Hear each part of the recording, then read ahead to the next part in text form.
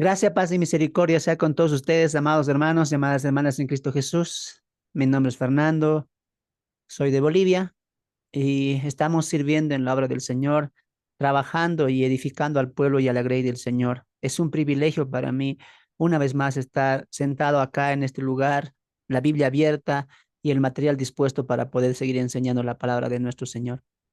Hemos abierto un curso titulado Panorama, Síntesis y Estructura de los Evangelios Sinópticos, donde vamos, nos estamos proyectando a tocar los tres evangelios de manera sintética, panorámica, estructural. Y el deseo que tenemos en nuestro corazón desde el ministerio es apoyar, edificar sus vidas. De corazón, deseamos que todas nuestras enseñanzas, predicaciones, series que estamos haciendo, incluso algunos libros que humildemente hemos escrito, les sean de mucha edificación. Una vez más, si usted desea apoyar el ministerio, puede ayudarnos compartiendo, orando también, ofrendando si está en su corazón hacerlo. Es un ministerio que está comenzando recientemente. Tenemos un año ya y ya estamos nosotros necesitando algunas cosas más para poder sustentar los equipos y a los que trabajamos en todo esto. Muy bien. Entonces le animo una vez más. Mi nombre es Fernando. Le pido siempre una oración por mi vida, oración por el ministerio, por las fuerzas, por la salud, por los recursos. Gracias, gracias por acompañarme y también gracias por dejarme ingresar a sus hogares. Gracias por aquella hermana, aquel hermano que me escucha en el trabajo con sus audífonos, la hermana que en la cocina está escuchando la prédica. Gracias, Dios bendiga sus vidas. Una vez más, repito, es un privilegio, es un honor para mí servirles a ustedes que son el pueblo del Señor, servirles a ustedes que son mis hermanos y mis hermanas en la fe. Prometemos desde acá esforzarnos mucho más, seguir sacando cursos, seguir sacando estudios, seguir sacando algunos materiales que puedan ayudarle a usted para que usted pueda después cumplir la gran comisión y cumplir también el estudio de la palabra ahí donde usted vive, del país donde usted esté. Hay necesidad, hay mucha necesidad. Y usted se está capacitando para llevar esta edificación, esta palabra o este alimento sólido a muchas más vidas. Muy bien, entonces es un placer capacitarlos. Muchos ya me dicen mi maestro, gracias por ese título, no lo merezco, pero Dios sea la gloria, ¿no? Entonces, hemos abierto este curso titulado Los Evangelios Sinópticos, ¿no? Hemos visto ya tres introducciones en cuanto a lo histórico, a lo que hemos visto en cuanto a la introducción a los evangelios, ¿no? Veíamos un poco del panorama, veíamos un poco del trasfondo histórico, de los imperios, ¿se acuerdan? Veíamos qué es evangelio, qué es inspiración. Entonces fueron tres clases de mucha edificación. Pero teníamos que llegar y sabíamos que íbamos a llegar a esto, entrar a los evangelios que muchos hemos deseado ya desde que comenzó este curso, ¿no? Entonces, bienvenidos, bienvenidas a todos. Antes, siempre permítame saludar a los hermanos del Zoom, que de verdad yo les agradezco. Están reunidos, se toman el tiempo. Yo sé que hay cosas que hacer los domingos y muchos tomamos el día para descansar, pero mis hermanos han dicho, no, voy a estudiar. Se sientan, abren su Biblia, sus cuadernos, son una admiración. Tienen mi respeto por sacar este tiempo para el Señor. Y una vez más repito, nada en el Señor es en vano. Si hoy tú estás sacrificando la salida, el paseo, el descanso por aprender la palabra, nada es en vano en el Señor. Te animo a que sigas esforzándote mucho, pero mucho más. Dios va a ayudarte. Muy bien, Dios está con nosotros.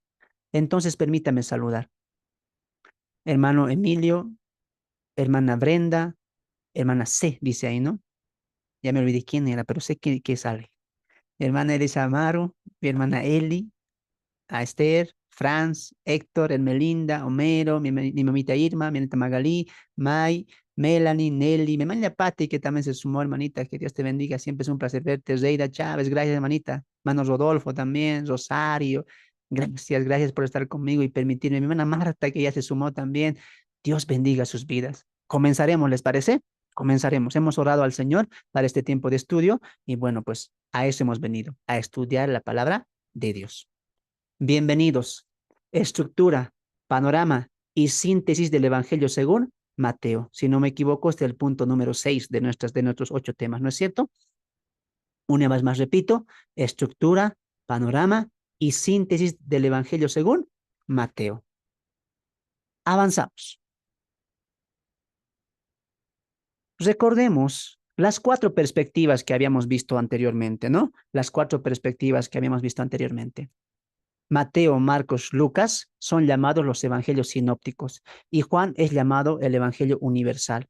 Pero más allá tal vez de lo sinóptico y lo universal, recuerden que los cuatro tienen por foco, por importancia, por persona principal en sus escritos a Jesucristo, a Jesús. Los cuatro nos hablan de Jesús, pero de maneras distintas, con perspectivas distintas.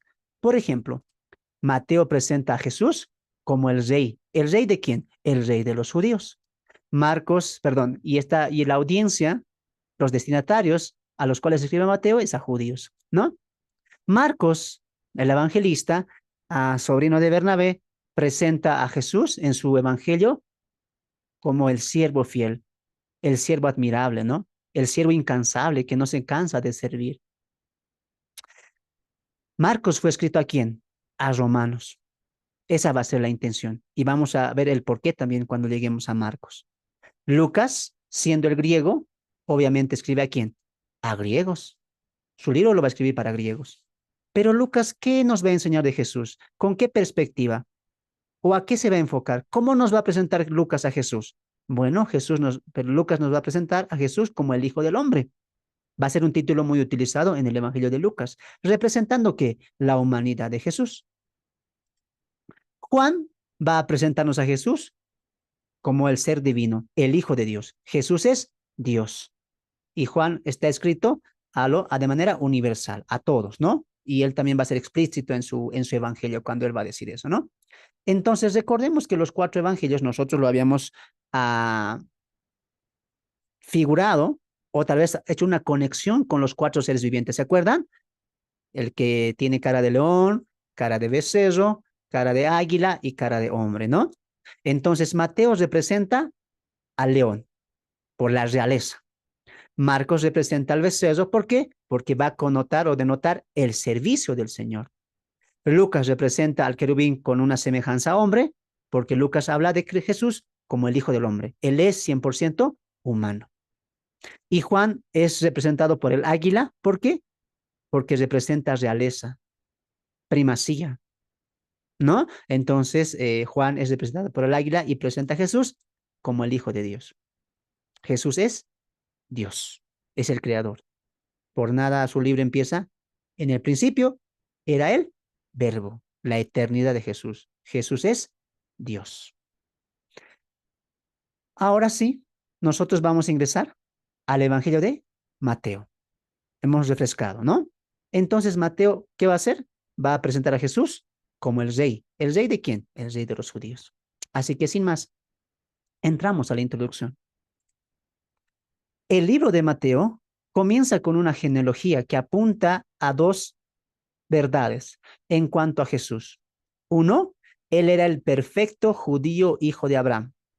Dos, él era un digno descendiente del linaje real. Jesús era de la tribu de Judá y de la casa de David. Ahora, era importante entender los destinatarios porque entendiendo esto vamos a entender por cómo empieza la genealogía de Mateo, ¿no es cierto? Ustedes han visto que en los evangelios hay dos genealogías, la genealogía de Mateo y la genealogía según Lucas, pero las dos genealogías son diferentes. ¿Por qué? Porque se diferencian por sus destinatarios, Lucas a griegos y Mateo a judíos. Ahora, Lucas, por ejemplo, en su genealogía va a ir hasta Adán y va a decir Jesús, hijo de Adán. Entonces, ¿qué está demostrando en su genealogía Lucas? Que Jesús es hombre, hijo de un hombre. Por eso se les dice hijo del hombre, ¿no? Entonces, en la genealogía, según el propósito de Lucas, quiere mostrar la humanidad de Jesús. Por eso va a ir hasta Adán. Pero como Mateo tiene el propósito de ir a los judíos, judíos dentro de Palestina que rechazaban, dudaban todavía en que Jesús, el Jesús el Nazareno, quien había muerto en la cruz, era verdaderamente Cristo. Y muchos dudaban por su linaje, ¿no es cierto? Y recuerda lo que dijeron muchos, hijo de Judá, hijo de David, ¿no? Este es hijo de José, ¿acaso no es hijo de José el carpintero? ¿Acaso no vino de Nazaret, ¿no? Como queriendo desplazar su nacimiento en Belén. con lo que decían las profecías. Entonces sí había cierta duda en cuanto a Jesús, ¿no? Sí había cierta duda en cuanto a su porte, a su tribu y en cuanto a su linaje. ¿Por qué? Porque cada judío sabía que el Mesías iba a venir de la tribu de Judá, una tribu que ya vemos en la promesa en la bendición de Jacob a sus 12 hijos, que se dio el trono a la tribu de Judá. Entonces se dudaba eso, ¿no? Entonces Mateo va a empezar por esa línea. A ver, como estoy escribiendo a judíos, diría Mateo, yo les voy a demostrar que Jesús realmente fue un hijo de Abraham, judío, netamente judío, judío de judíos, nada de mezclas. Ahora, ¿por qué Mateo quiere decir eso? Porque recuerde que para la época había muchos prosélitos. Tras la dispersión, muchas personas, muchos judíos, se han emparetado con gentiles y se han nacido mezclas. Una de esas mezclas eran los samaritanos. Entonces, por ejemplo, ¿te acuerdas cuando en el Evangelio dice, vinieron griegos al templo y querían hablar con Jesús? Esos griegos no eran griegos gentiles, netamente o completamente, eran judíos que vivían en Grecia o judíos que venían de la cultura helenista, pero sí eran judíos, judíos expatriados, judíos de la diáspora o judíos que no vivían en Israel. Entonces, cuando hemos abierto los evangelios, y un momento vamos a parar aquí, cuando hemos abierto los evangelios, vemos a judíos completamente nacionalistas, odiando a los samaritanos, teniendo grupitos de fariseos, saduceos, celotes, herodianos. Había cierta rivalidad, aunque todos eran judíos, pero había cierto prestigio, por así decirlo. Los samaritanos eran considerados como una mezcla, inmundos. No había, tanto que los judíos, por no pasar por Samaria, se iban a dar una vuelta, ¿sí o no? Una vuelta iban a dar por no tocar esa tierra, a esa gente. Entonces sí, cuando Jesús llega a nacer en un contexto judío, el judío era orgulloso. ¿Y quiénes eran los más orgullosos? Los que nunca han salido de Israel, los que no se están contaminando en otras tierras cananeas, perdón, gentiles. Pero los judíos que vivían ahí expatriados cuando venían a Jerusalén para celebrar la fiesta, el Shabbat o la Pascua o el Pentecostés, había como rangos, ¿no? Uno se creía más especial y los otros son judíos, pero de baja categoría, así, ¿no? En esa diferencia Jesús nace. Por eso te acuerdas que dice, qué bueno puede nacer, dice, ¿no? Qué bueno puede nacer de Nazaret. ¿Cuándo bueno? ¿Sabes por qué? Porque Nazaret era considerada un lugar pobre, mediocre, ¿no es cierto? Ese lugar era el peor, como que los más analfabetas, los que no hacen nada, lo menospreciado de los judíos. Ahí era Nazaret. La gente sin culto, sin estudio, sin entendimiento. ¿Me dejo entender? Entonces, por eso dudaban, ¿algo bueno puede salir de Nazaret? Dudaban mucho del linaje de Jesús, dudaban mucho de la ascendencia de Jesús y más recuerdan por la manera en que él nace, ¿no? Recuerden que ya vemos un conflicto entre José porque María no estaba solamente desposada, mas no estaba casada. Por eso han dudado y por eso te acuerdas que vamos a ver más adelante en el nacimiento que van a decir, tú eres hijo de fornicación, le van a decir. No directamente, pero van a decir, nosotros no somos hijos de fornicación, porque sabían muy bien cómo pasó la historia con Jesús. Entonces sí había un desprecio, un recelo en el tiempo de Jesús, de los mismos judíos, no solamente de un linaje judío neto, original, sino también de la tribu de Judá, y más por su nacimiento, y más por dónde había nacido.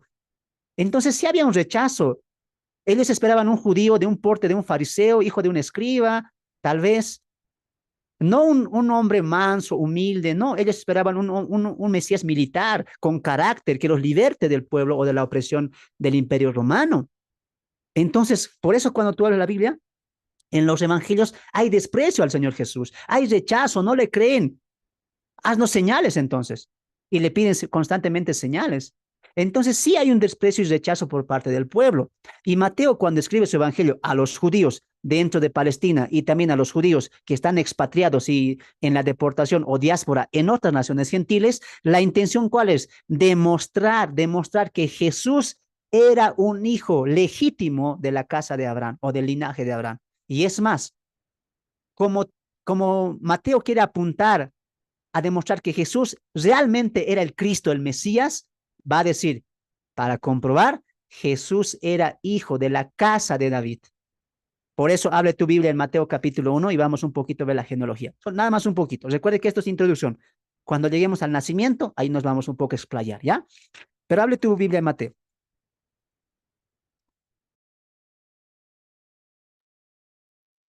Mateo capítulo 1. Mateo capítulo 1. Mateo capítulo 1, verso 1 al 2. Libro de la genealogía de Jesucristo. Hijo de David, mira, hijo de Abraham. Entonces te das de cuenta, amado hermano, que entender el tema central o el propósito del libro te hace entender cómo empieza su genealogía. ¿Por qué empieza así? ¿Cómo empieza Mateo? Jesucristo, hijo de David, hijo de Abraham.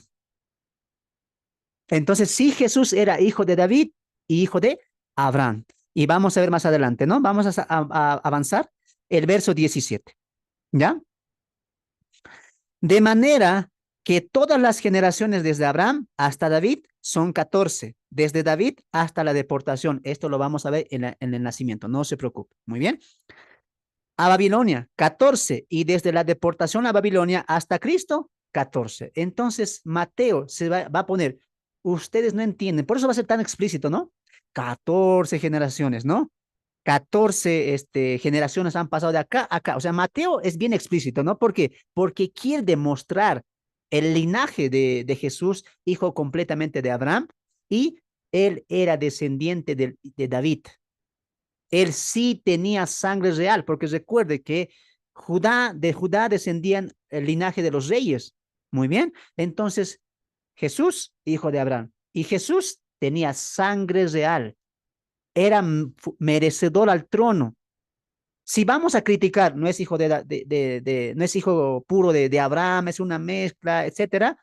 Mateo dice, no, completamente hijo de Abraham. Muy bien, si voy a atacar, bueno, no es, puede ser judío, pero no es de Judá, no tiene sangre real, nació en un Nazaret, un lugar pobre, mediocre. ¿Y qué dice Mateo? No, tampoco. Él sí fue hijo de David y lo va a demostrar Mateo, por eso su genealogía es extensa. Ahora mira la diferencia en la genealogía de Lucas. Abre tu Biblia en Lucas 3. Lucas 3. ¿Alguna vez habías visto así las genealogías? No, yo pensé que por si acaso, porque era bonito saber las genealogías, se colocaban. No, recuerde lo que siempre enseñé. Nada en la Biblia está por si acaso, porque es bonito, porque es lindo. No, todo en la Biblia tiene un propósito teológico. Y tú tienes que entender ese propósito en el tema central del libro. Vamos a Lucas capítulo 3. Lucas capítulo 3. Muy bien.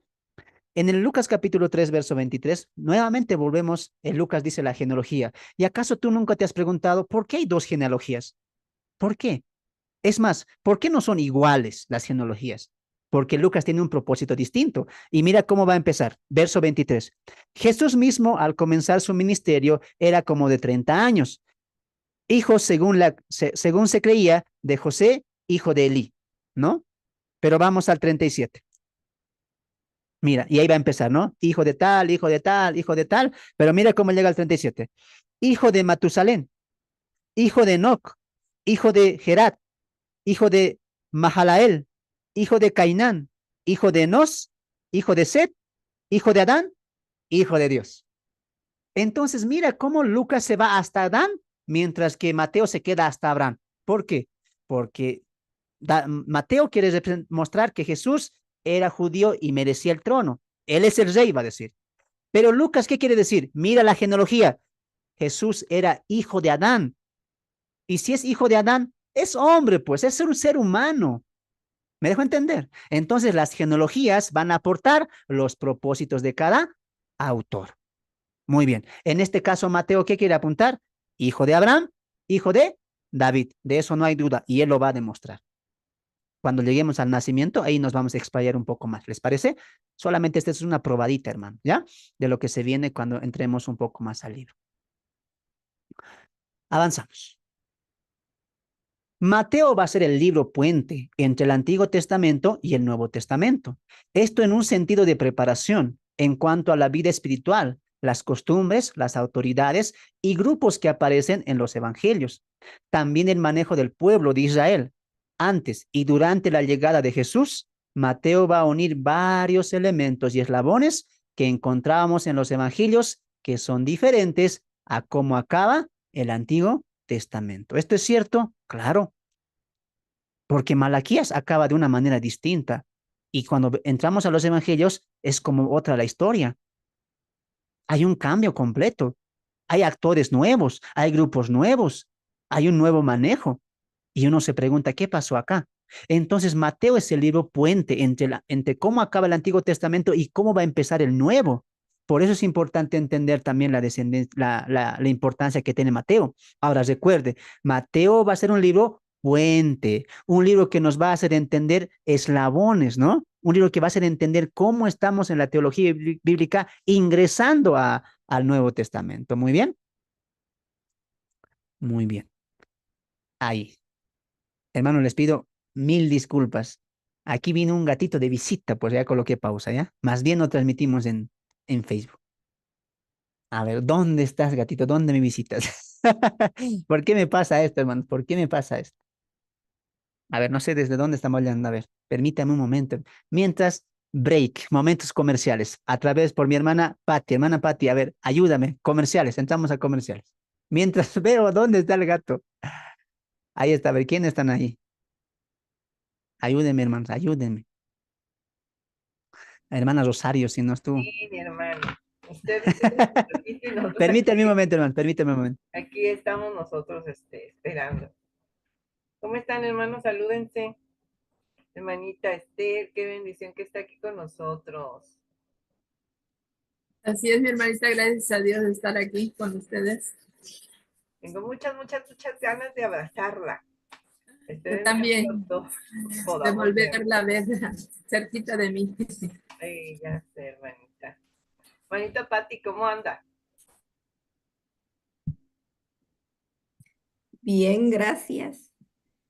Ayer desaparecida, no me pude conectar, Y luego, así que tengo que ponerme al día del de ayer, pero ya pues aquí tratando de no faltar para no quedarme ahí atrasada, porque después ya cuesta uno ponerse al día, o ya no es lo mismo, ya no es lo mismo porque si uno tiene una duda o algo, lo que van preguntando ya se pierde uno. Pero aquí estamos, y qué bueno y qué alegre que habemos varios, como dice el hermano Fernando, a pesar que es domingo, tratamos de sacar el tiempo para el estudio. sí. Y Y hay nuevos, que hablen nuevos y hay nuevos que no sí, se hay muchos nuevos, presenten. pero no les doy la palabra porque no les veo las caras. A lo mejor están ocupados, están comiendo, pero quien pueda abrir su micro, hablan los hermanitos con toda libertad, ¿eh? Saluden, Ah, ¿de yo dónde no- son? buenas noches, queridas hermanas. Yo estoy en el trabajo y no tengo luz, por eso, como dije al inicio de la conversación, de la charla, antes de la oración, de que no tenía luz. Igual como le digo al hermano Fernando, mejor así para tapar un poco de imperfección. Pero tiene la luz espiritual. No, siempre, siempre. Sí, la luz de la estufa tengo ahora, Eso es lo se está principal. poniendo frío ahora. Pero bueno, hay que estar, sí, sí, sí, siempre hay que Pero estar. por lo menos ya los vamos conociendo de voz. Ah, sí, sí, mientras que no nos silencie el hermano, ahí podemos conversar tranquilos y explayados. Por por eso ahorita aprovechen a hablar en la pausa, mientras aparece el gato. ¿Qué Quien tipo pueda abrir su micro, díganos de dónde son, hermanos. Yo soy de México. Yo de soy México? de Martínez de la Torre, Veracruz. Amén. ¿Quién más? Yo soy de Argentina, de la provincia de San Juan. No, de San Juan. Sí, Tenemos a mí Aquí tiene compatriotas. me hizo, eh, yo trabajo en una empresa de seguridad y tengo un compañero que es Ariel Palma, no sé si tal vez lo conocen o no. sí, el Eh, hermano Ariel con mucho amor lo Bueno, recuerdo. que él ya hace tiempo que está, bueno, congregado, creo, bueno, él tiene estudios mucho más avanzados y gracias al Señor, siempre doy gracias, gloria a Dios, de que nos va poniendo, ¿no? Yo creo que de a poco en el camino de cada uno, las personas justas, va poniendo nuestros Bernabé en el momento justo, exacto, de la vida, creo yo, de cada uno.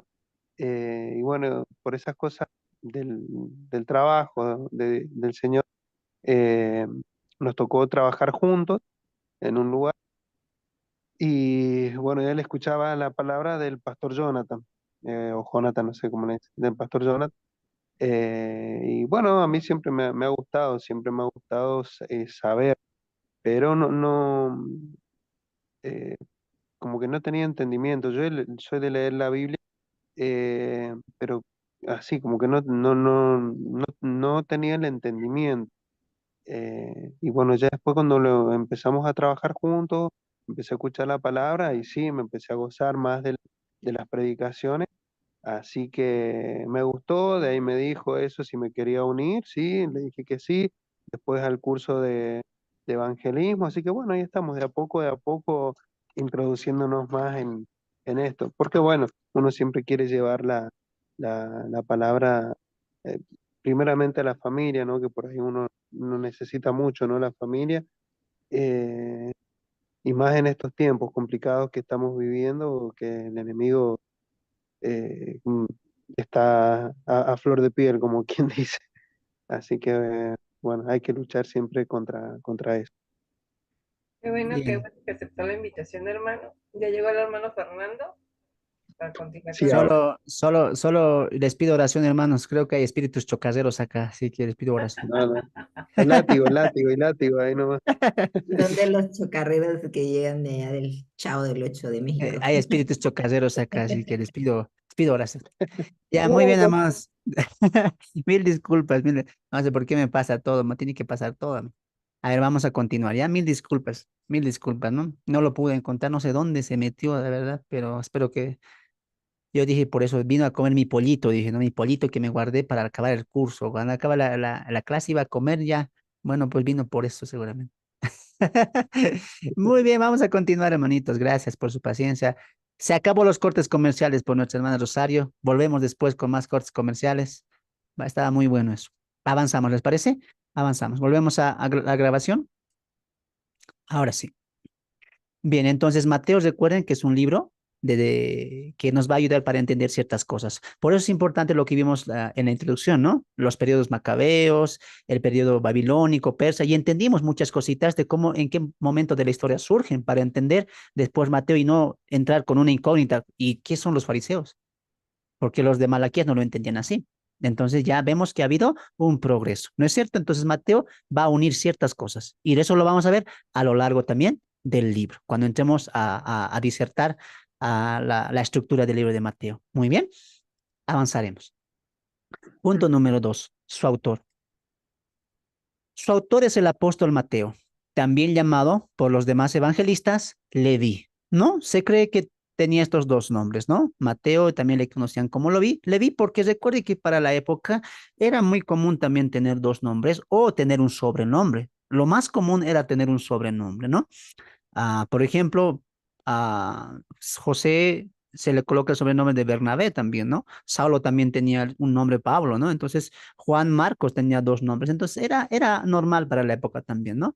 Entonces, se cree que puede tener estos dos nombres, ¿no? Mateo, Levi, solamente Lucas, si no me equivoco, refleja que es padre es hijo de Alfeo. Entonces, recordemos siempre que de los cuatro evangelios, solamente dos son apóstoles, los otros dos son evangelistas, ¿no es cierto? De los cuatro, los apóstoles, ¿quiénes serían? Mateo y Juan. Los únicos dos de los cuatro evangelios que se escribe, dos son apóstoles y dos son evangelistas. Marcos se convierte en el primer viaje juntamente con Bernabé y a Lucas en el segundo, en el mayor, creo que por el segundo viaje es cuando él se va a convertir, ¿no? Lucas el médico griego, ¿no? Juan Marcos es un doble nacionalidad, ¿no? Es por padre romano y por madre judía. Por eso Juan, judío, Marcos, romano. ¿Me dejo entender? Entonces siempre entienda, dos apóstoles y dos evangelistas, ¿no? Entonces en este caso es el apóstol Mateo. Su oficio era publicano, es decir, que era un recaudador de impuestos a los judíos para los tributos a Roma. Este oficio era deplorablemente y odiado por los judíos, que lo veían como traición. Él cumplía este oficio en qué ciudad de Palestina, en qué ciudad de la región de Canaán, en Capernaum. Ahí es donde ejercía esto. Ahora, quiero que entremos un poquito a ver la vida de él, ¿no? Mateo, amados hermanos, Mateo había sido testigo presencial de los milagros de Jesús en Capernaum. Había sido testigo de los milagros de Jesús en Capernaum. ¿Recuerdan lo que pasó en Capernaum? ¿No es cierto? Él sanó a un paralítico y él también sanó a un endemoniado. Entonces Mateo ya había visto algunos milagros que ya Jesús estaba haciendo ya por Capernaum. Tras el llamado de Jesús, Mateo accede a la invitación. ¿Y qué dice? Jesús, ven a comer a mi casa. Esto era de condenar por causa de los escribas. Es ahí cuando notamos el repudio por causa de los escribas y judíos, de los judíos a los, de judíos a los publicanos, ¿no? Entonces, como te dije, había una diferencia, ¿no? Había una diferencia. Había un recelo, había nacionalismo y aparte de nacionalismo, había estatus. El publicano, ¿quién era? El que cobraba impuestos. ¿Y de quién creen que aprendió Roma eso? De los griegos. Y recuerden que eso comenzó desde Babilonia, porque Nabucodonosor no destruye completamente Israel, le permite que tenga su rey, pero ¿qué tiene que pagar? Impuesto. Entonces, en la línea histórica de la progresión de las dinastías de la historia humana, sí vemos que ciertos gobiernos, imperios han adoptado cosas buenas también de otros imperios.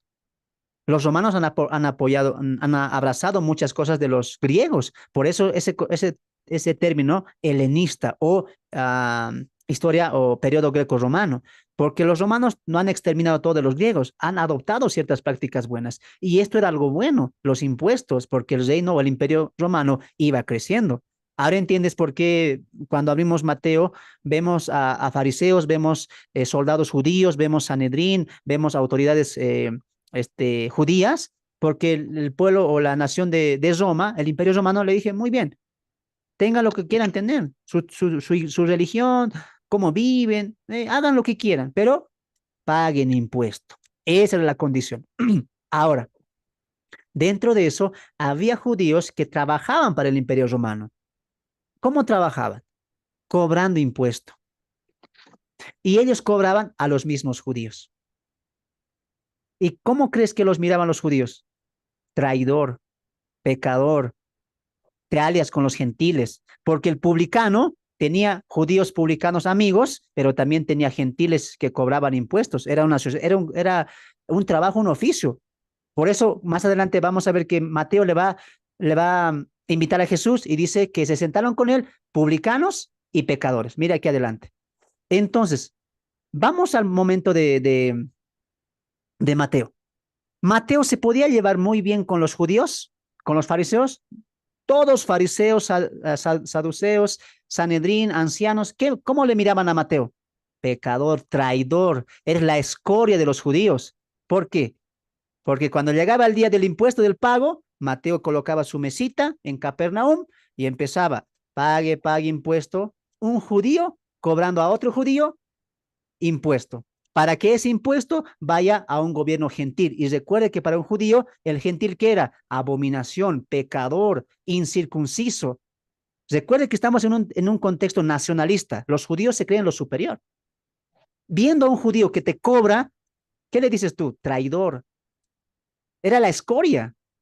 Era la escoria de los publicanos judíos. Por eso cuando Mateo le invita a Jesús, ¿qué dice? Invitó a sus amigos publicanos y a pecadores. ¿Quiénes serían esto? Gentiles publicanos. ¿De quiénes se rodeaba Mateo? Leví, de publicanos, judíos. Nadie más le aceptaba porque ese oficio era deplorable dentro de Israel. Entonces era un hombre que era constantemente atacado por burlas, por desprecio, por insultos por parte de los judíos. Abre tu Biblia en Mateo capítulo 9. Mateo capítulo 9. Mateo capítulo 9. Vamos a ver un poquito de Leví, ¿ya? Mateo capítulo 9. Mateo capítulo 9, verso 9. La palabra de Dios dice de esta manera. Pasando Jesús allí, vio a un hombre llamado Mateo, que estaba sentado, dice, ¿no?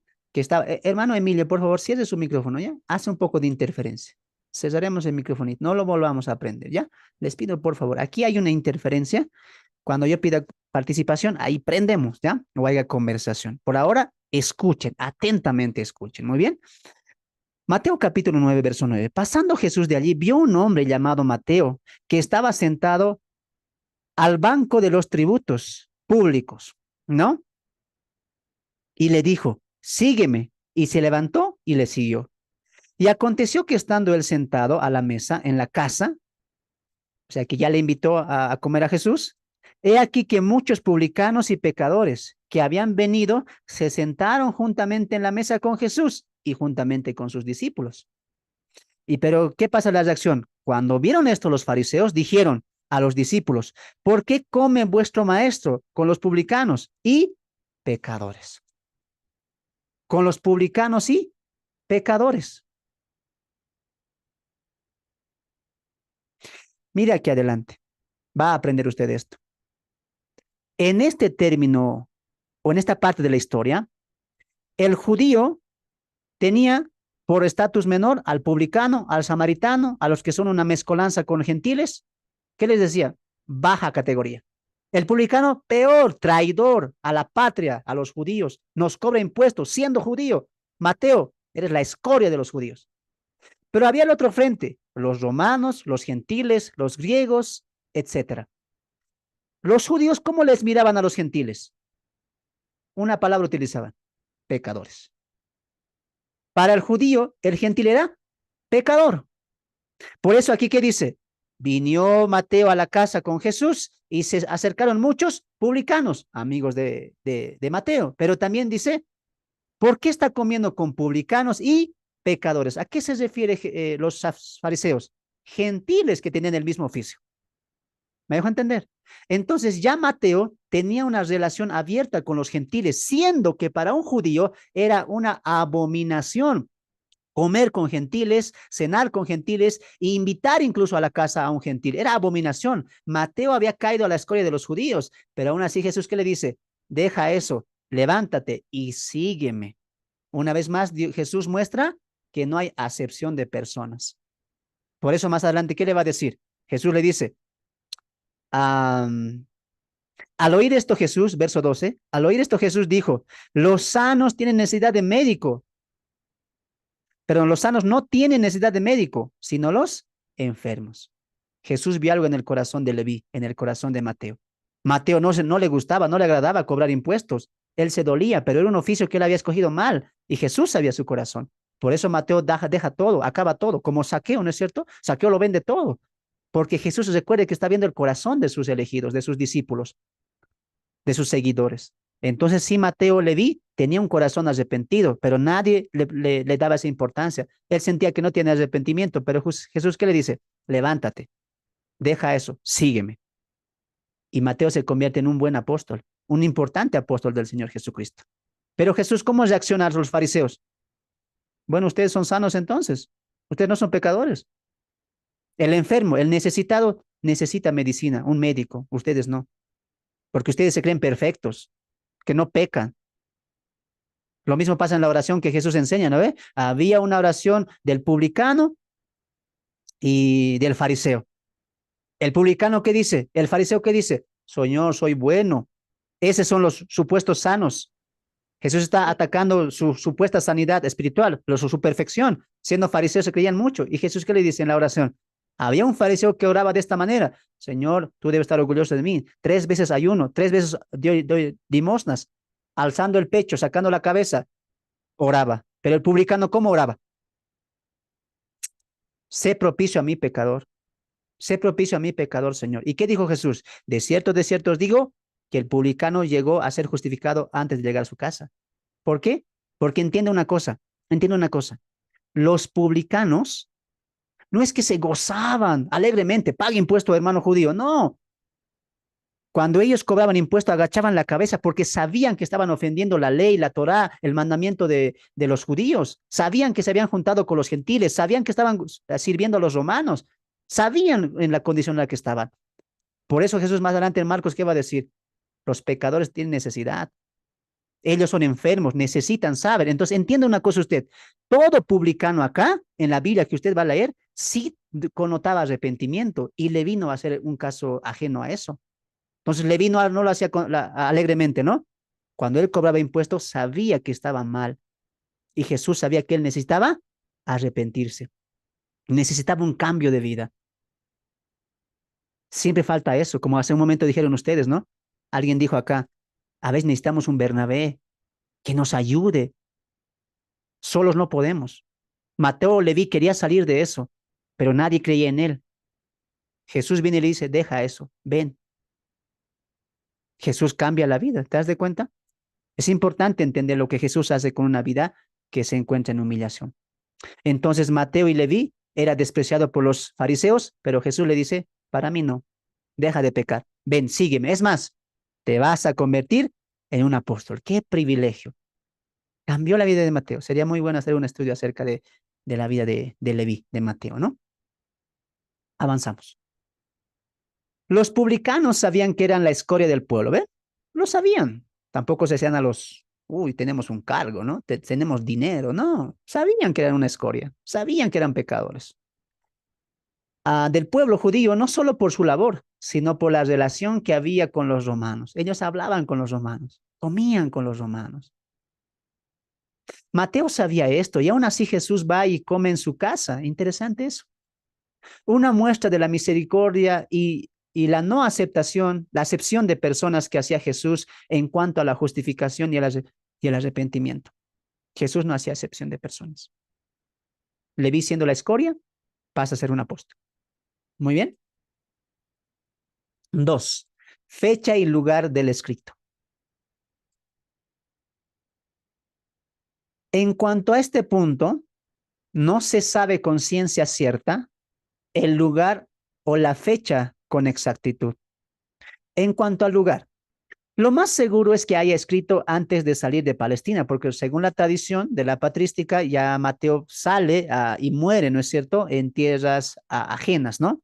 Entonces, lo más seguro es que hubiera escrito esto antes de salir de territorio palestino, ¿no? Es lo más probable que aún esté en tierras judías. En cuanto a la fecha, no se puede saber a ciencia cierta también, ¿no? Lo más probable es que sea por los años 50 al 60. ¿Sabes por qué? Porque vemos el testimonio de la patrística, según algunos escritos de los primeros o los padres de la iglesia, que hablaron un poco acerca del Evangelio de Mateo. Pero de lo que sí podemos estar seguros es que se escribió antes del año 70. ¿Por qué? Porque aun cuando él escribe, el templo está todavía vigente. No vemos registros de Mateo que hable de la destrucción del templo. Lo mismo pasa con el libro de los Hechos, con libros del apóstol Pablo. Para el tiempo de Pablo, todavía el templo estaba erguido. Había el tercer templo. Recuerde que cuando Jesús muere pasa 70 años y recién el templo se es destruido. Entonces, la mayor cantidad de libros del Nuevo Testamento se escribe antes de la destrucción del templo, excepto Apocalipsis. Muy bien, entonces sí podemos estar seguros que cuando Mateo escribe era antes del año 70. Por eso decimos, entre el 50, el 60 aproximadamente. También la patrística afirma que el Evangelio de Marcos es el libro, el Evangelio primero en escribirse. Anote eso. El Evangelio de Marcos es el Evangelio que se escribe primero. Se cree que después se escribe Mateo, después Lucas, porque vamos a ver cuando lleguemos a Lucas, cómo Lucas va a recoger historias de Mateo y también historias de Marcos. Como que Lucas se basó en estos dos evangelios y Mateo se basa en el evangelio de Marcos, solo que ya Mateo va a ir a un punto más cronológico, mientras Marcos es un punto más teológico. Hermano, ¿qué significa eso? Muy bien, cuando lleguemos a Marcos te voy a decir qué significa eso, muy bien. Ya vamos a ir aprendiendo un poco de eso, ¿ya? Pero es algo muy distinto. Recuerde que cada evangelio, aunque habla de Jesús, tiene percepciones distintas, acepciones distintas, características distintas y visiones también distintas. ¿Por qué? Porque son distintos personajes, distintas épocas, distintos destinatarios y distintos propósitos. Muy bien. Entonces, hermano, en final, ¿dónde fue? No lo sabemos. Solamente hay aproximaciones. Si tú estudias esto de Mateo, por ejemplo, Samuel Pérez Millo, o por ejemplo, nuestro hermano Evis Carbellosa, van a darte cifras, ¿no? Pero siempre recuerde, no es exacto. Son aproximaciones. Muy bien. Avanzamos. Destinatarios. 3. Destinatarios. Los destinatarios directos eran los judíos que estaban en territorio palestino y judíos de la diáspora. Entonces, anote muy bien eso, ¿ya? No solamente Mateo escribe a una región limitada, ¿no? O Palestina. Él sabe que hay judíos en la diáspora que necesitan también saber esto. Muy bien, recuerde que para esta época no se ha escrito el libro de los Hechos, Pablo no se ha convertido, estamos a los inicios de la ascensión de Jesús. Muy bien, entonces ya poco a poco vamos a ir viendo cómo esto va a ir progresando también con los demás libros del Nuevo Testamento. Pero en la mente de Mateo, o sea, usted póngase en la mente de Mateo, Mateo no está pensando que va a haber una iglesia gentil, Mateo no está pensando que aquí el hermano Fernando va a estar predicando del Evangelio, no, Mateo su intención es demostrar a los judíos por cartas, por escritos, que Jesús, el que habían ellos matado, negado y rechazado, verdaderamente era el Cristo, el Mesías, y que lo esperen. ¿Sabes por qué? Porque Mateo va a poner importancia en la venida también del Señor. Ahora entiendes por qué la gran comisión está en Mateo 28, más explícitamente, y por qué Mateo 24 es tan abundante, porque Mateo habla del reino, aún en un contexto judío. Entonces, si yo entiendo quiénes son los destinatarios y cómo era la mente de Mateo, Mateo no me tenía en cuenta a mí. Mira, amado hermano, amada hermana, tú que estás escuchando ahí, sé que estás atento, estás aprendiendo. Ven, mira, a ver, haremos este ejemplo conmigo. Voy a que hacer un ejemplito porque así entendemos, ¿no ve? Así entendemos y es bueno los ejemplitos. Vamos a suponer que mi hermana Elisa es judía y mi hermana Esther es iglesia, gentil. Muy bien. Yo soy Mateo. Entonces, yo no me imagino, en mi mente, recuerde que soy Mateo, en mi mente jamás está que iba a existir una iglesia gentil. En mi mente como Mateo, nunca, jamás se me cruzó por la mente que Dios iba a ser una iglesia gentil, bolivianos, chilenos, colombianos. Nunca, jamás. Mira aquí adelante. En mi mente como Mateo, tampoco estaba en mi mente el arrebatamiento de la iglesia. No, no estaba en mi mente eso. ¿Por qué? Porque yo soy judío y quiero demostrar a mi hermana Elisa, que es una de mi hermana judía, mis hermanos judíos, hey, hermanos judíos, realmente Jesús el Nazareno era el Cristo y él volverá, va a instaurar su reino. En la mente de Mateo no había arrebatamiento, no había iglesia, no había nada en mente, en concepción a la iglesia. Él no lo entendía. Entonces, ¿por qué hoy en día podemos sacar, ahora entiendes por qué no podemos sacar doctrina de Mateo? Porque Mateo es histórico biográfico, te está contando de la vida de Jesús. No te está enseñando directo. ¿Quién está enseñando directo a la iglesia? Pablo. Porque Pablo ya entendía la revelación de la iglesia. Pablo ya entendía los propósitos de la iglesia. Pero hermano, Mateo 24, una será tomada, otra será dejada. No, no habla de la iglesia. Entiende, en la mente de Mateo no hay iglesia. No hay iglesia. La única referencia a iglesia es en Mateo 16, cuando Jesús dice, edificaré mi iglesia. Y ahí se acabó todo. No hay más relación a la iglesia. Entonces, usted como estudiante varón y mujer, tiene que meterse en la mente del autor. ¿Cómo era su concepción bíblica? ¿Qué tipo de teología tenía? Cuando no entendemos la mente del autor, cometemos barbaridades y media, como enseñó hoy en la prédica del mediodía. Incluso Pedro no tenía la revelación completa. Él no entendía el cristianismo. Tienes que ver la mente de los autores. Tenían limitaciones. Judas tenía limitaciones, el hermano de Jesús. Santiago, el libro de Santiago, tiene limitaciones. Entonces, entienda que cada mente de cada autor es distinto. Es distinto. ¿Me dejo entender? Es distinto para la época y los destinatarios van a ser muy importantes. Usted ahora entiende, no se escribió para mí primariamente, se escribió para un judío. Entonces, hermanos, los que están acá, si se escribió para un judío, para enseñarles de su Mesías, de su Cristo, de su ungido y del reino preparado o anticipado para ellos, como yo, Fernando, boliviano, gentil, creyente cristiano, tengo que entender, tengo que verlo con una mirada judía, con los pactos judíos. Y para eso, ¿dónde tengo que ir? Al Antiguo Testamento. No puedes tú entender Mateo sin el Antiguo Testamento. No puedes, porque tú no eres judío.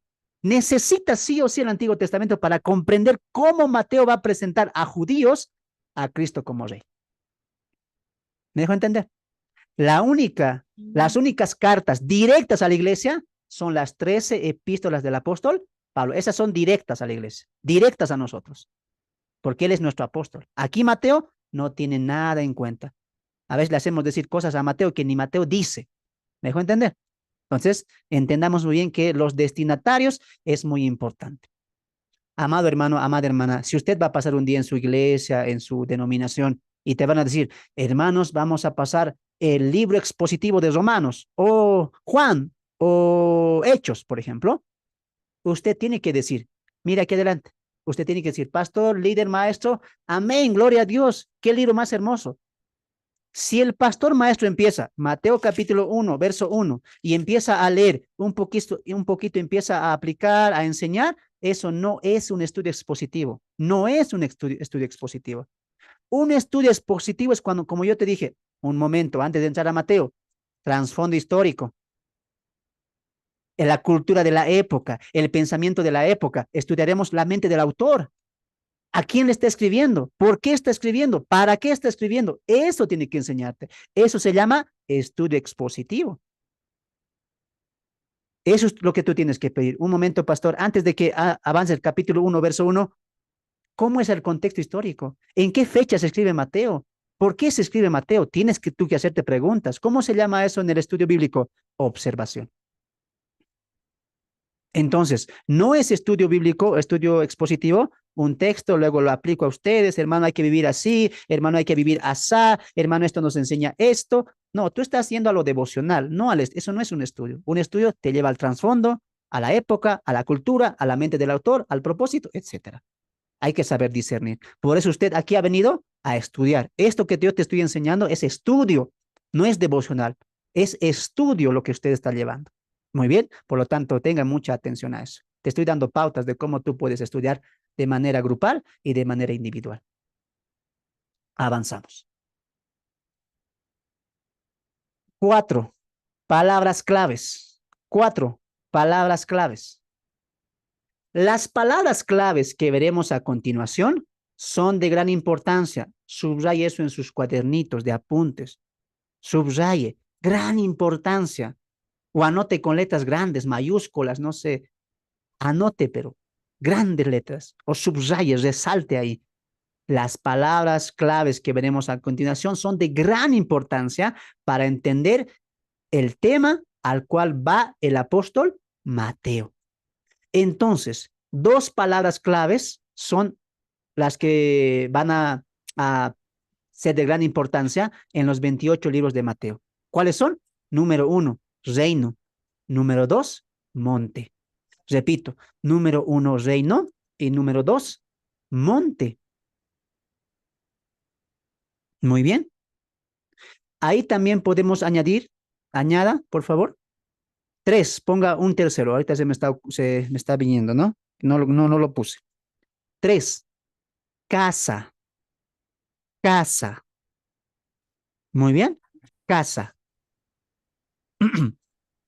Casa. Las palabras claves que veremos a continuación son de gran importancia para entender el tema al cual va el apóstol Mateo. Número 1, reino. Número 2, monte. Y número 3, casa. Muy bien. Ahora sí, un poco vamos a ingresar a esto.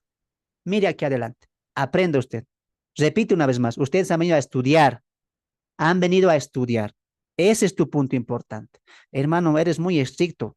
A veces como maestro tenemos que hacerlo así. Usted vino a estudiar. Esté atento, amado hermano, amada hermana. Cuando tú vas a estudiar un libro, sea cual sea, hay propósitos, hay temas, pero recuerde, hay palabras claves que se van a repetir. Y tú tienes que estar atento. Hay palabras claves y estas palabras claves nos van a llevar al tema. Ahora, usted y yo hemos aprendido. El tema central de Mateo, ¿cuál va a ser? Lo vamos a ver más adelante, pero ya lo sabemos. El reino. Jesús es el rey. La presentación de Jesús. Y como Jesús es el rey, pues tiene un reino. Por lo tanto, el tema, ¿cuál sería? Lo vamos a ver más adelante. El reino de Dios. O el establecimiento del reino. Como quieres llamar. Palabras claves. Número 1, reino. Mateo va a repetir mucho eso. Ahora entiendes por qué Mateo apunta parábolas. Y el reino de los cielos es semejante a, y el reino de los cielos es semejante a, y el reino de Dios, y el reino, y el reino. Y tú dices, ¿por qué tanto habla del reino? Algo quiere comunicar Mateo. Y Mateo dice, por fin has descubierto, quiero hablar yo del reino. Por eso voy a hablar parábolas del reino, historias del reino, Y lo que te enseñé en la introducción, hay individualidades que el otro evangelio no tiene. ¿Por qué Mateo habla de parábolas del reino que Marcos y Juan y Lucas no lo tienen? Porque Mateo quiere enseñar eso. ¿Por qué Lucas habla de la parábola del rico y Lázaro, por ejemplo? Porque Lucas pone importancia en el cuerpo, en la humanidad, en lo que pasa después de la muerte. Es sencillo de entender cuando tenemos principios de estudio. Tema central, propósito, destinatarios, palabras claves. Otra palabra clave. ¿Cuál es? Por ejemplo, en las parábolas, antes de pasar a la segunda. Las parábolas cuando empieza, el reino de los cielos es semejante a, tú ya interpretas. Mira aquí adelante, vea, mira aquí. Cuando tú leas en los evangelios, el reino de los cielos es semejante a, tú ya rápidamente va a hablar del reino, es decir, de los 1000 años, porque ese es el reino, que ya lo sabemos por Apocalipsis. Siga mirando aquí adelante. Entonces, por ejemplo, si no entendemos el contexto o el tema central de Mateo, hacemos errores como el siguiente. La parábola de las 10 vírgenes. Las 5 son cristianos, las insensatas son cristianos medios mundanos, ¿no? Un pie en el mundo, un pie en la iglesia. Y las prudentes son cristianos que están llenos del Espíritu Santo porque tienen aceite, dicen, ¿no? ¿Y el aceite qué es? El Espíritu Santo, dice, ¿no? Y el esposo es Cristo. Y la esposa, nosotros somos la iglesia. ¿Ve? Hay iglesia que se va a quedar e iglesia que se va a ir. ¿Y tú qué dices tú que estás aprendiendo, Mateo? Como yo, ¿no? Ay, Señor, por no entender. Pero tú, por ejemplo, mi hermana Esther, cuando llega a Mateo 24, lo primero que aparece, mira, habla tú de Mateo 24, lo primero que aparece, como mi hermana Esther ya está pasando las clases de Mateo, ella va a decir, ah, ya, a ver, vamos a Mateo 24, Mateo 25, perdón, Mateo 25. ¿Cómo empieza el verso 1? Entonces, el reino de los cielos será semejante a, entonces mi hermana Esther, ¿qué dice? Antes de perderme, ¿quiénes son las vírgenes? ¿Quiénes son las imprudentes? ¿Quién es el esposo? ¿Qué significa el aceite? ¿Qué interpreta mi hermana Esther? Jesús va a hablar del milenio. Jesús va a hablar de la instauración del reino. Jesús no va a hablar de la iglesia. Jesús va a hablar de su reino. Está comparando. Lo mismo pasa en la parábola de los talentos. Mire el verso 14. Porque el reino de los cielos es, pero si alguien no sabe, pero el tema central es el reino, lo aplicamos rápido. Talento es, si Dios te ha dado alabanza, Dios te ha dado canto, Dios te ha dado predicación. Talento es el don, hermano.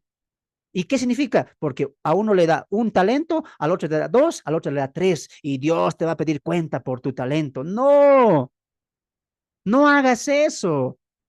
La moneda aquí es moneda, el talento es dinero, no es don. ¿Y qué es el banquero? Ya has cometido un desorden. ¿Por qué? Porque no has entendido el tema central. Jesús, ¿cómo empieza? Y el reino de los cielos es, entonces, mire aquí adelante. Si usted va a estudiar las parábolas de Mateo, ¿qué tiene que hacer?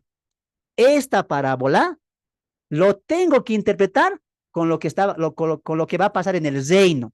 No lo puedo aplicar la iglesia. No, lo mismo la parábola de la cizaña. En la iglesia hay cizañas. No, no haga eso. Eso es una mala interpretación.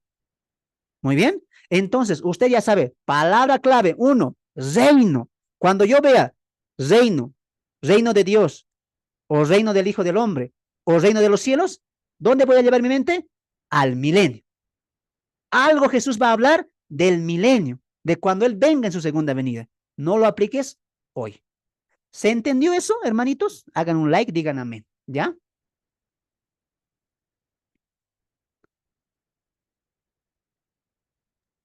Amén, amén. Muy bien, eso es. Amén. Amén, gracias. Segunda palabra, monte, monte. Segunda palabra es monte. Entonces, anote ahí en tu cuadernito, ¿qué dijimos?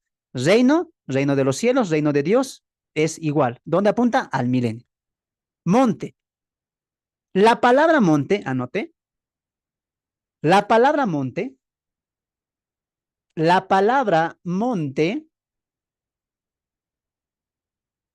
La palabra monte en el libro de Mateo, la palabra monte en el libro de Mateo siempre va a tipificar o a señalar también, a tipificar o a señalar el reino.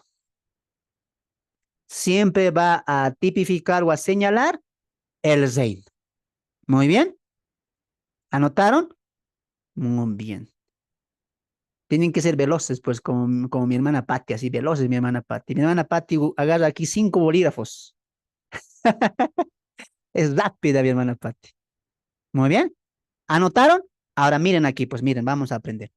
Vean, vean. Saben que yo les tengo que enseñar. Si no enseño bien, hermano, no voy a dormir, ¿ya? Y tengo pesadillas, pues tengo que enseñar bien. Muy bien. Ahora miren aquí adelante. Aprenda esto.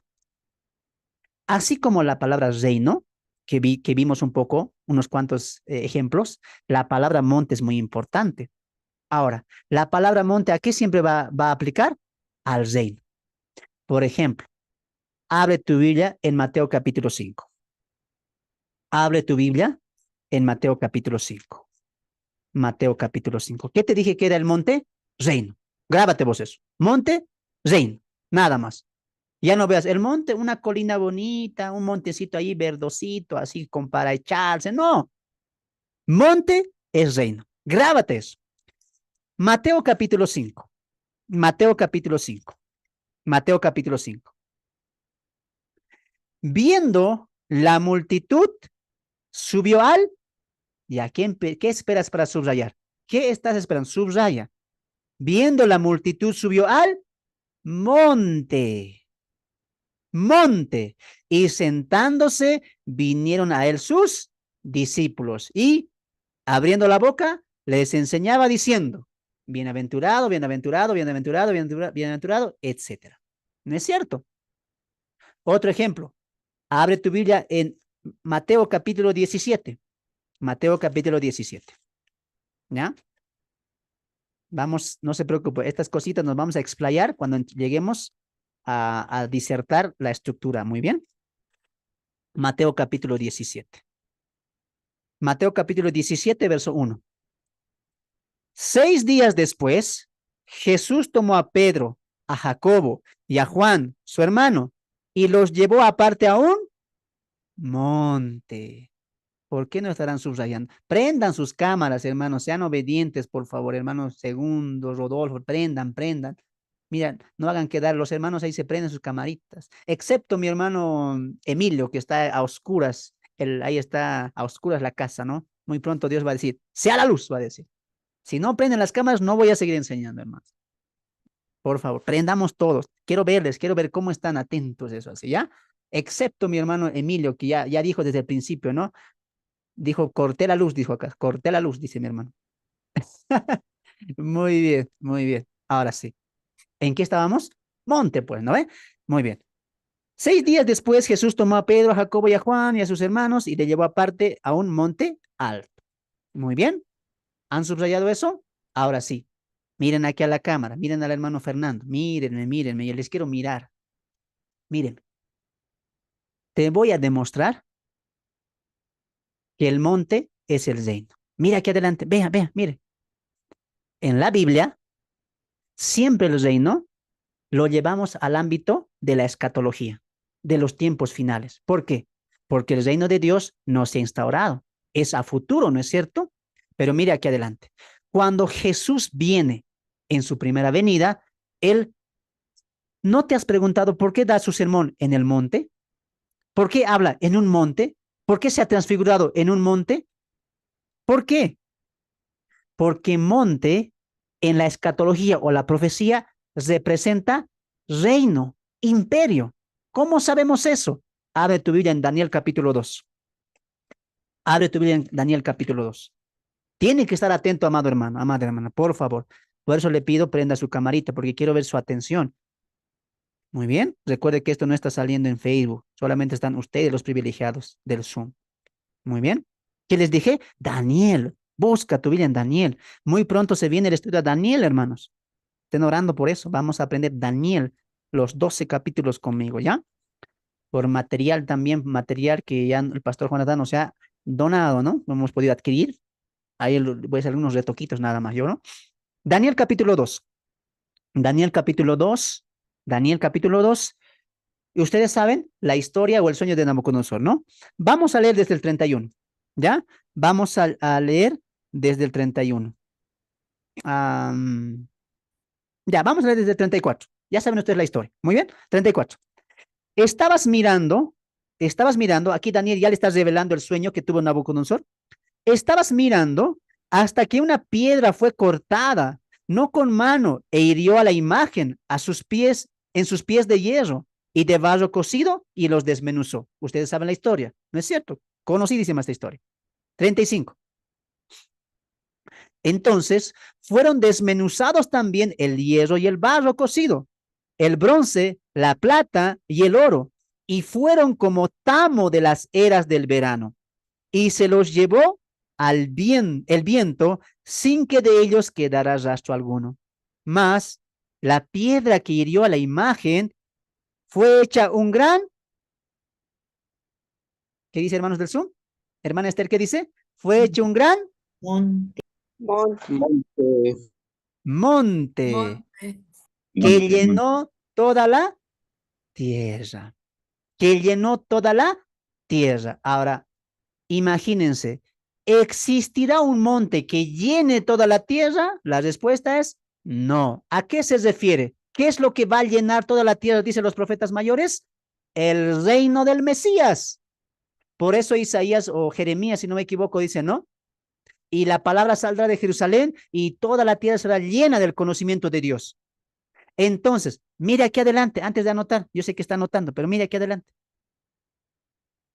Mire, la estatua que representaba todos los imperios del mundo, viene una piedra, dice, no cortada por mano humana, llega a los pies y la estatua se cae, se derrumba. ¿Y qué dice? Daniel dice, esa piedra se volvió un gran monte. Mira aquí adelante, sencillo. Sabemos que el último gobierno, ¿quién sería? El anticristo. ¿Y quién lo va a derrotar? Cristo. Por lo tanto, la piedra, ¿qué es? Cristo. ¿Y el monte, qué es? El reino milenial. Ahora sí puede seguir anotando. Yo sé que está anotando. Anota. Es sencillo cuando entendemos los temas centrales de la Biblia. Sencillísimo. Muy bien. Entonces, ¿qué ha aprendido usted? Monte, reino milenial.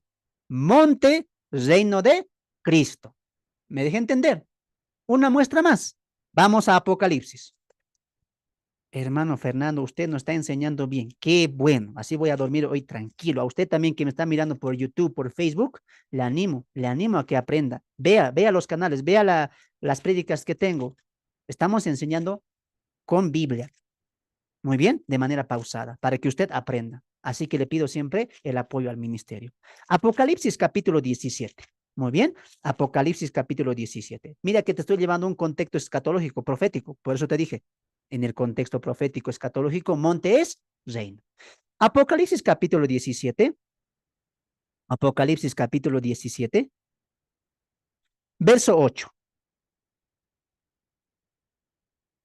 La bestia del abismo, perdón, la bestia que has visto era y no es. Y esta bestia, y está para subir del abismo e ir a perdición a los moradores de la tierra, a aquellos cuyos nombres no están escritos desde la fundación del mundo en el libro de la vida.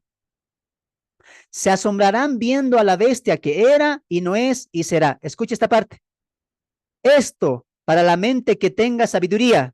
Las 7 cabezas, y lo había dicho más en el verso 7 lo dice, ¿no? Las 7 cabezas son 7 reyes, dice. Y mira lo que dice acá en el verso 9. Las 7 cabezas son 7 montes sobre las cuales se sienta la mujer. Y mira el verso 10. Y los 7 son reyes. Reyes. ¿Qué dice? Esto para la mente que tenga sabiduría. Las 7 cabezas, ¿qué son? 7 montes. ¿Y los 7 montes qué son? 7 reyes. No, hermano, estás mintiendo. Los 7 montes son las 7 colinas de Roma. No, son 7 reyes. El texto es claro. Entonces, ¿qué está aprendiendo usted ahora? Monte, reino. ¿Cuál reino? El reino milenial. Los 1000 años que ya Apocalipsis nos va a dar detalles, juntamente con el profeta Isaías. ¿Me dejó entender? Entonces, entendiendo eso, mire aquí adelante y un poquito vamos a hablar de esto. Vea, mire aquí adelante. Aprenderemos. Cuando tú vas a ir a Mateo y vas a estar estudiando, me dejo entender, vas a estar estudiando y veas, Jesús llevó a sus discípulos a un monte. Jesús fue a un monte alto y predicó. Mira, mire, mire aquí adelante. ¿Por qué han apagado sus cámaras? Lo estoy observando. Prendan, prendan. Cuando veas eso, aquí voy a poner un ejemplo ahí a mi hermana Zeida, que está atenta, mi hermano. Cuando mi hermana Zeida diga, yo voy a estudiar Mateo, con las pautas que el hermano Fernando me ha dejado. La hermana Zeida va y dice, mira, en el capítulo 5, y Jesús fue a un monte y predicó. Capítulo 17, y Jesús les llevó a un monte. Mi hermana Zeida, ¿qué va a interpretar? Ah, si Jesús está subiendo a un monte y va a predicar algo, entonces esa predicación, hermana Zeida, por lógica, es del reino. ¿No es cierto? Va a hablar algo del reino. Si Jesús les lleva, vengan conmigo a un monte alto, les va a mostrar algo del reino. ¿Se entendió eso? Digan amén. ¿Sí? Bien, eso como mi hermana Rosario así, eso, hermana Rosario, tienes que decir así. Como toda buena mexicana. Los mexicanos tienen que decir así, eso. Amén. Muy bien. Entonces, solamente un poquito voy a hablar de esto. Mira aquí adelante. Cuando lleguemos a Mateo, me voy a explayar un poco más, ¿ya? Por ejemplo, en el capítulo 5 de Mateo, Jesús, ¿de qué va a hablar? Se sentó en un monte y empezó a predicar. ¿Qué predica? Las bienaventuranzas. Ahora usted atienda esto. Si lo anota, pero igual vamos a explayarnos en Mateo, no se preocupe. Las bienaventuranzas se van a cumplir en el milenio. No son tanto para hoy, son tanto para el milenio. De manera perfecta, plena, se va a cumplir allá, no aquí. Como aplicación lo podemos sacar, porque ¿qué dice? Bienaventurado el de pobre corazón, ¿no? Claro, podemos sacar aplicación, pero nunca olvide, Jesús está hablando en un sermón, hablando del reino. Lo mismo pasa en Mateo 17. Jesús, 3 días después, Jacobo, Juan y Pedro, vengan y se ha transfigurado. ¿Por qué? Porque les ha mostrado su reino, su segunda venida. Abre tu Biblia en Mateo 24. Con esto ya tú tienes que salir de duda. ¿Ya? Mateo capítulo 24. Mateo capítulo 24. No se preocupe, cuando lleguemos a Mateo nos vamos a explayar un poco más. Pero ahora estamos abriendo el apetito de ustedes. Mateo capítulo 24. Mateo capítulo 24. Mateo capítulo 24, verso 1. Mateo capítulo 24, verso 1. Muy bien. Cuando Jesús salió del templo y se iba, se acercaron sus discípulos para mostrarle los edificios del templo. Respondiendo, él les dijo, ¿veis todo esto? De cierto os digo que no quedará aquí piedra sobre piedra que no sea derribado. Ahora, atento acá y aliste su resaltador. Y estando él sentado en el monte, estando él sentado en el monte de los olivos, los discípulos se le acercaron y ustedes saben la historia. Entonces, mira qué sencillo entender cuando tú tienes principios de estudio, como las palabras claves. Entonces, mi hermana Zeida, como le estoy utilizando de ejemplo a ella, cuando mi hermana Zeida vaya a Mateo 24 y quiera saber cuándo se cumple la maldad se aumentará, cuándo se cumple el amor de muchos se enfriará, cuándo se cumple el que perseverará hasta el fin será salvo, cuándo se cumple eso. Y ya el verso 3 responde, en el monte. Por lo tanto, todo Mateo 24, Jesús, ¿de qué está hablando? ¿De la iglesia? ¿De que la iglesia tiene que perseverar hasta el fin? ¿De que vamos a ver nación contra nación, reino contra reino en esta dispensación? No, Jesús está hablando del milenio. Está hablando del reino. Por eso es un sermón escatológico. No aplica para la iglesia. Repito una vez más, Mateo 24, 25 no es para la iglesia. No es para la iglesia. Jesús va a hablar del reino que los judíos lo entendían bien. Y Jesús va a citar mucho del Antiguo Testamento. ¿Quieres aprender de esto? Cuando lleguemos a Mateo, nos vamos a explayar un poco más. Muy bien. ¿Están aprendiendo, hermanos? Digan pues amén. Los veo muy callados, muy serios, hermano. Amén, digan. Amén, hermano. Amén, pastor. Amén. Muy bien. Amén. Vamos al tercero. La tercera palabra, ¿qué era, hermanos? ¿Qué les dije? Casa. Casa, Muy bien. casa. Entonces, recapitulamos un momento. ¿Ya? Yo sé que algunos son rápidos para aprender, pero otros son como yo, pues lentos. Hay que repetirles una y otra vez. La primera palabra, ¿qué era? Reino. Cuando tú veas reino, va a hablar del milenio. Cuando tú veas monte, va a dar un sermón, va a enseñar algo o va a mostrar algo del milenio. Pero casa, nos toca ahora. Casa. Vamos a Mateo capítulo 24, nuevamente, 23. 23. Mateo capítulo 23. Mateo capítulo 23, verso 37. Jerusalén, Jerusalén, que matas a los profetas y apedreas a los que te son enviados. ¿Cuántas veces quise juntar a tus hijos como la gallina junta sus polluelos debajo de sus alas y no hiciste? He aquí vuestra, subraye, vuestra casa, vuestra casa os es dejada desierta. Muy bien. Entonces, anote. Cuando en el Evangelio de Mateo veamos la palabra casa, se refiere, repito, cuando veamos en Mateo la palabra casa, se refiere a la nación de Israel. Repito, cuando veamos en Mateo la palabra casa, se refiere a la nación de Israel. Se refiere a la nación de Israel. Muy bien. Entonces, una vez más, cuando tú veas casa, no digas una casita, una chocita, el templo, no. La nación de Israel. A eso se refiere Jesús. Muy bien. A eso se refiere Jesús. Ahora, entendiendo eso, vamos a ver un texto de Mateo capítulo 12. ¿Ya? Mateo capítulo 12. Abre tu Biblia ahí. Mateo capítulo 12, verso 43. Mateo capítulo 12, verso 43. ¿Ya? ¿Lo tienen? Muy bien, empezamos. Mateo capítulo 12, 43. Cuando el espíritu inmundo sale del hombre, anda por lugares secos, buscando reposo, y no la halla. Entonces dice, volveré a mi casa, subraya eso, volveré a mi casa de donde salí. Y cuando llega, la halla desocupada, barrida y adornada. Entonces va y toma consigo otros 7 espíritus peores que él. Y entrados, moran allí. Y el postrer estado de aquel hombre viene a ser peor que el primero. Así también acontecerá a esta mala generación. ¿Cómo se ha interpretado este texto? 7 espíritus entran, hermanos, a una persona. Si sacas el espíritu de chisme, va a ir a buscar el espíritu de cobardía, espíritu de mentira, espíritu de alzar cosas, etcétera. 7 van a llegar. ¿Han escuchado esa enseñanza? Digan, a ver, levanten la manito. ¿Quiénes han escuchado eso? Sí, pastor, sí. Ahí está. Confiesen sus pecados, hermanos, confiesen. Yo enseñaba así, hermano. Enseñaba así, dice, ¿no? Muy bien. Tristemente por no entender, pues, el tema central, etcétera, lo que aquí te está aprendiendo.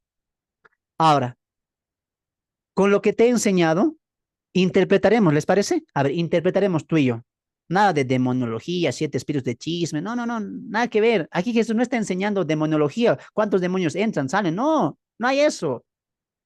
Además, ¿cómo es posible que un cristiano tenga demonios? Es imposible. Somos morada del Espíritu Santo. Imagínate tú. Si yo le digo, cristiano, debes tener espíritu de chisme, espíritu de envidia tienes, hay que sacarlo. Ya ven el martes a la reprimenda ahí en la guerra espiritual. Ahí vamos a sacar ese espíritu. Sal demonio así. A ver, la Biblia es clara.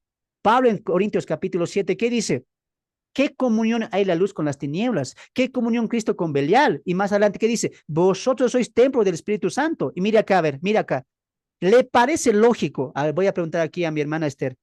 Hermana Esther, ¿te parece lógico? La Biblia dice, el cristiano es templo del Espíritu Santo. ¿Te parece lógico que esté espíritu inmundos, demonios en nuestro interior? ¿Te imaginas tú al Espíritu Santo y al demonio? Hola, ¿cómo estás? Buenos días. Tú a ese lado, yo a este lado. ¿Qué es eso? Yo no entiendo por qué hacemos guerra espiritual. Sacando demonios, fuera Satanás, sale esto. ¿Cómo es posible que Cristo, el Espíritu Santo, que es Dios, comparta el templo, la casa, con un espíritu? ¿Cómo es posible eso? Hermanos, cuando no entendemos la Biblia, rayamos a la locura. Rayamos, hermanos, a lo absurdo, a lo infantil. Y hermanas de 40, 50, 20, 10 años, hasta los niños les enseñamos, fuerte patea. Tienes poder en el nombre de Jesús. Y el niño está aprendiendo eso. ¿Qué tipo de enseñanza es esa? No has entendido la Biblia. ¿Y en qué se basan? Aquí está. Dice, mira, cuando llega adornada, a veces con la palabra la limpiamos, dice, ¿no? La limpiamos con la palabra. Pero a veces en la calle, en el trabajo, en el estudio, en la clase, tenemos amistades y espíritus nos entran. Y mira, 7 más entran peores. Y dice que tu estado puede ser peor, dice, ¿no? Ay, Dios. Pero a ver, interpretaremos, ¿ya? Eso es harina de otro costal, ¿ya? Pero un día vamos a hablar de eso. 43. Cuando el espíritu inmundo sale del hombre, anda por lugares secos, buscando reposo y no la halla. Entonces dice, volveré a mi casa, de donde salí. Y cuando llega la halla desocupada, barrida y adornada. Entonces va y toma consigo otros 7 espíritus peores que él, y entrando moran allí. Y el postrer estado de aquel hombre viene a ser peor que el primero. Así también acontecerá a esta mala generación. Rápido voy a interpretar. Mira aquí adelante. ¿La casa quién es? ¿El corazón de un hombre? No. Recuerde que Jesús aquí está comparando. Así también está comparando, está utilizando una ilustración para enseñarle a quienes, a los fariseos que ¿qué le habían dicho? Ah, tú eres Jesús, señales mostranos. ¿Y qué dice de Jesús? Ninguna señal será dada a esta perversa generación, excepto la señal del profeta Jonás. Así como el pez, como Jonás tuvo 3 días, etcétera. Y Jesús dice, a usted no se les va a dar nada. Somos generación de víboras ustedes, incrédulos. Lo único que van a ver ustedes es mi muerte y mi resurrección. Por eso Jesús, ¿qué utiliza? Ah, ilustración. A ver, cuando un espíritu, y narra la historia, ¿no ve? Así también acontecerá a esta mala generación. ¿Qué significa eso? Mira aquí adelante. La casa es Israel. ¿Y quién es el que estaba limpiando la casa, adornando la casa, barriendo la casa? Jesús. En su primera venida estaba limpiando a Israel, a la casa de Israel, con su predicación, con sus milagros, con sus señales, incluso con la predicación de Juan el Bautista. Estaban purificando a Israel. Pero Jesús, después que les dice, la única señal que ustedes van a ver, generación perversa, es la muerte, mi muerte y mi resurrección, les dice. Muy bien. Y Jesús dice, en mi primera venida estoy llevando la palabra. Están sanando enfermos, se están sanando cojos, endemoniados, y ustedes así no van a creer. Estoy dejando la casa de Israel barrida, adornada, limpia, porque el Mesías ha llegado y el reino de los cielos se ha acercado. Pero cuando Jesús muere, lo matan en la cruz del Calvario, él asciende y él dice, su estado va a ser peor, porque el que los limpiaba, el que los ha venido a dar esa purificación, el que los ha adornado, que era Jesús, ya no está. Su estado ha sido peor que el primero. ¿Y es verdad, sí o no? Sí. Por eso van a ser destruidos en el año 70. Israel fue peor después de la ascensión de Jesús. Entonces Jesús está comparando la muerte, su muerte y su resurrección como una limpieza a la casa de Israel.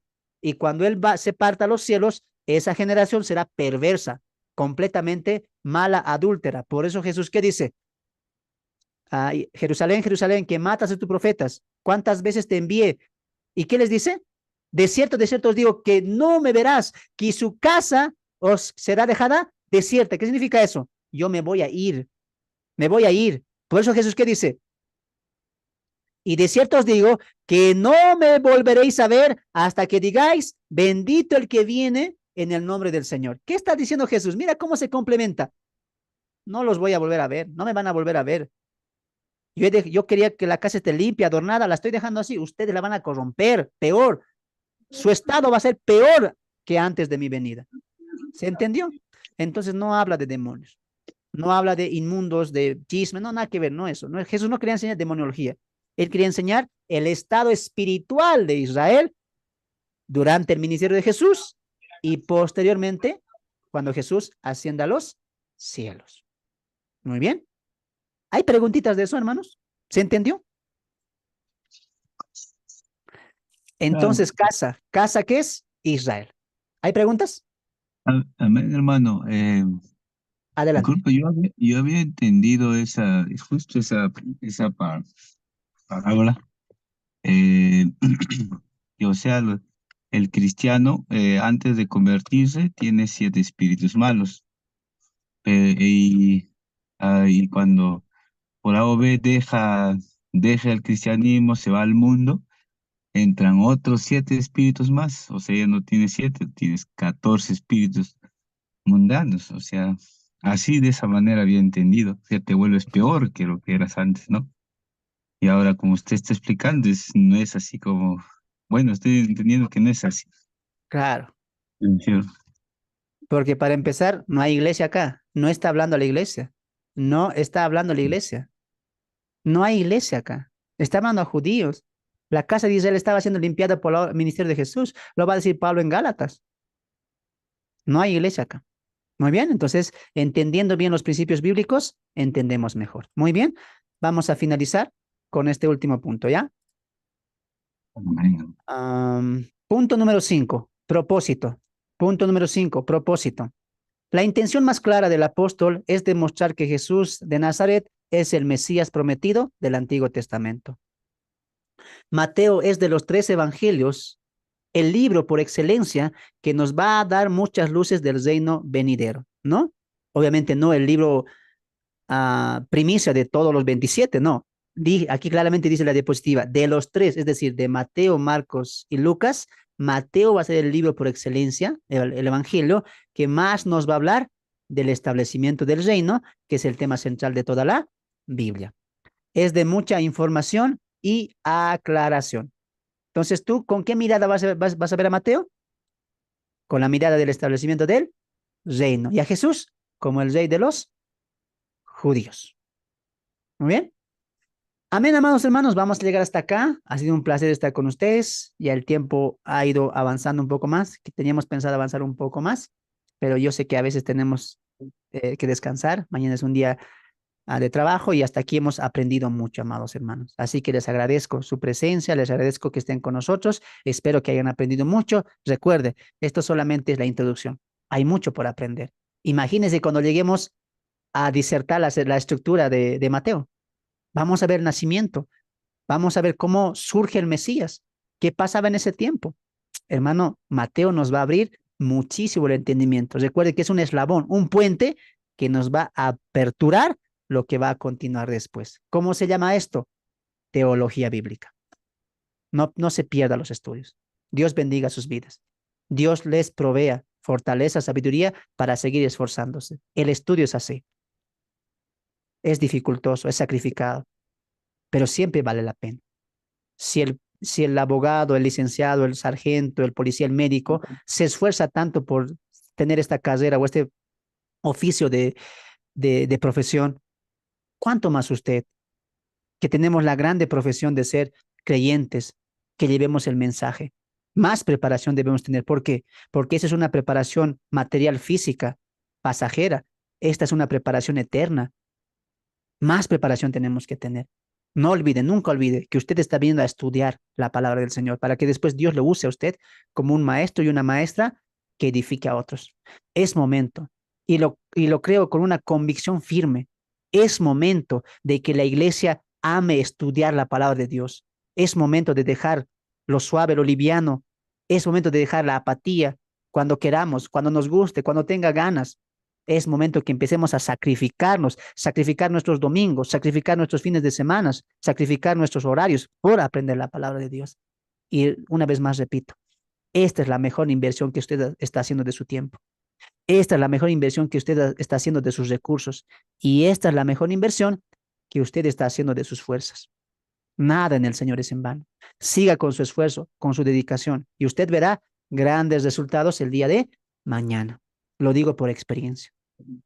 Yo me sigo sacrificando mucho y sigo estudiando, sigo desvelándome, sigo aprendiendo. Nunca nada es en vano en el Señor. Siempre el sacrificio trae resultados. Recuerden que cuando usted prende su camarita y entra al Zoom, ¿quién ya está aquí primero? ¿El hermano Fernando? No, Jesús. Él ya está primero. Aquí estamos ahora 30 participantes, pero hay uno más que está entre todos nosotros.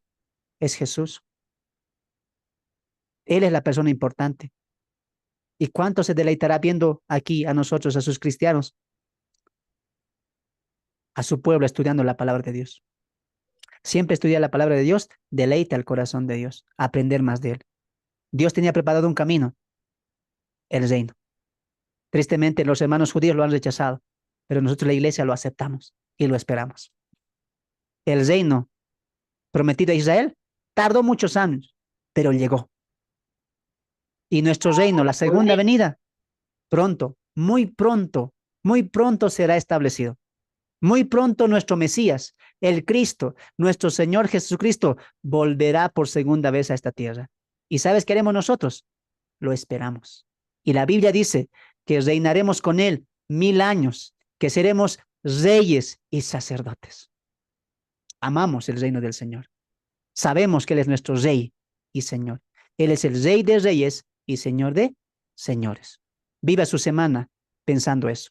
Él es su Rey. Él es su Señor. Usted le debe obediencia. En esta semana no olvide eso. Él es su Rey. Él es su Señor. Y usted es un siervo, una sierva del Señor. Ponga en prioridad el reino y al Rey. Mi nombre es Fernando, soy de Bolivia. Que Dios bendiga sus vidas. Bendiciones, amados hermanos.